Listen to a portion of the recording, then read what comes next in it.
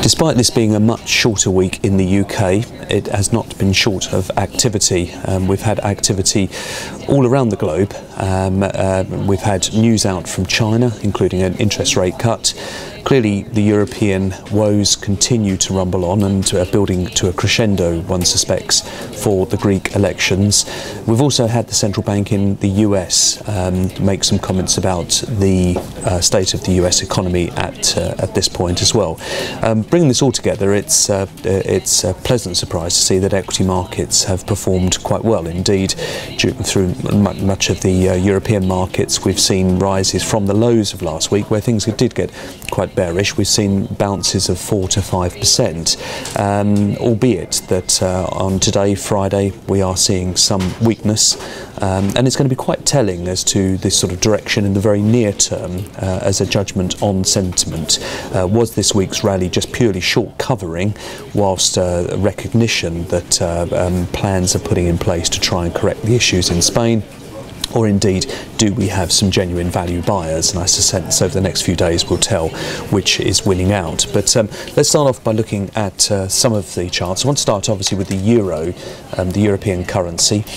We can see here over the course of the last week how we saw quite a strong rally back into the euro, albeit that we've seen some weakness here on Friday, so correcting about half of that particular rally.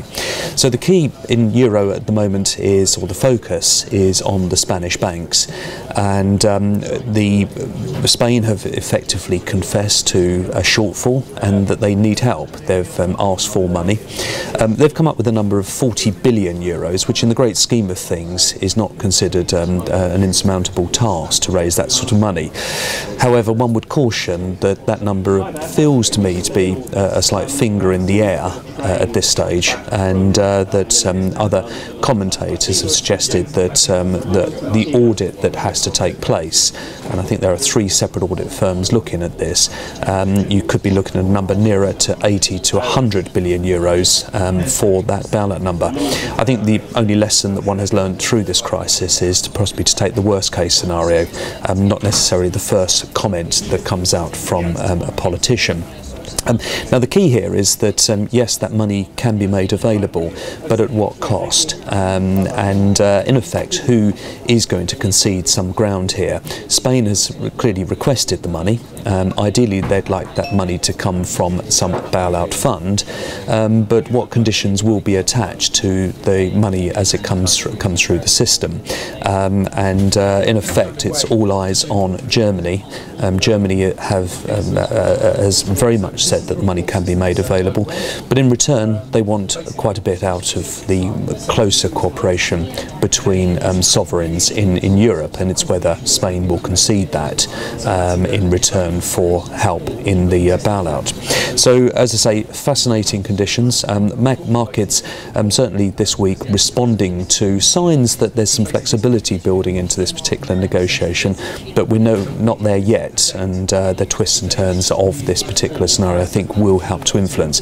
What it doesn't change, and I think where the argument will come back to, is that Spain is in significant decline as an economy, and it is running significant budget deficits.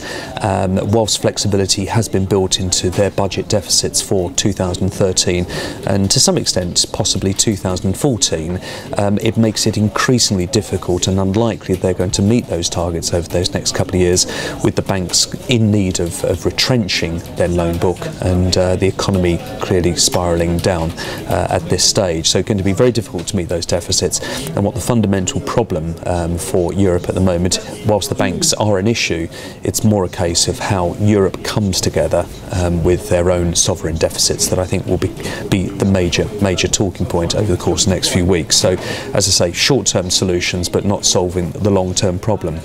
Turning to China.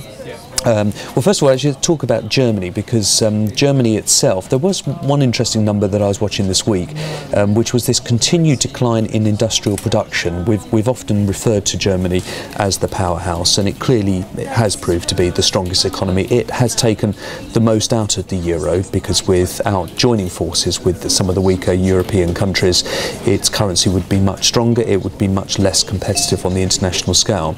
But it does appear that we're seeing some weakness in Germany German industrial production at the moment, and that is something just to keep an eye on. They'll be focusing on that as much as the possible contingent liabilities they'll be picking up if they want to keep Europe together. Undoubtedly, their chequebook will be of interest. Now, the other big feature for the week was China, and China slightly surprised the market with an interest rate cut, and it also built quite a big flexibility into the discount offering that banks can now make to attract more lending into the Chinese market. They're clearly worried about their own growth, which is faltering. It's faltering due to some sort of worries about global demand for China exports, and as a result of that they initiated their first interest rate cut since 2008, and that initially gave the markets quite a big spike to the upside, albeit that we are seeing a correction in that. One area that we saw the immediate impact, although not noticeable particularly on this chart, but it was quite a spike on the day, was in the commodity sector.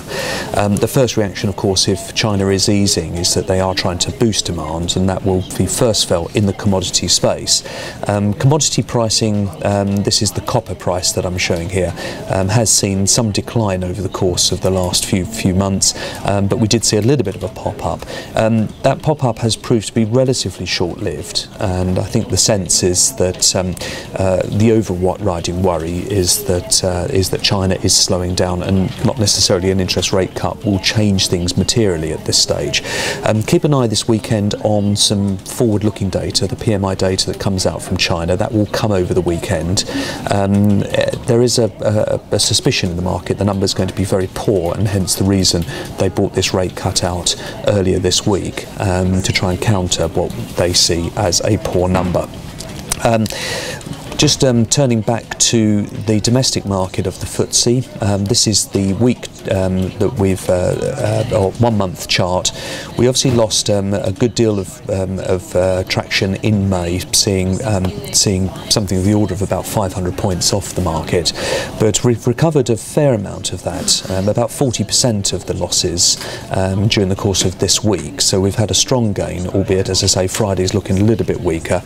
The focus here in the UK has been on interest rates, which have remained at 0.5%, but whether more QE would be brought into the system, nothing has been done at this stage. There is a sense, particularly in Europe with the European Central Bank and the UK, and indeed with Bernanke this week, that they may have all disappointed the markets a little bit that more QE or stimulus was not introduced at this stage. My sense is that it's there and it is available, and if things deteriorate in the course of the very short term, particularly say around Greek elections, which may impact on sentiment, that these central banks are ready possibly for coordinated moves in light of that. So I think it's a case this week of keeping a bit of powder dry and watching the very short-term scenarios as to whether more action is required.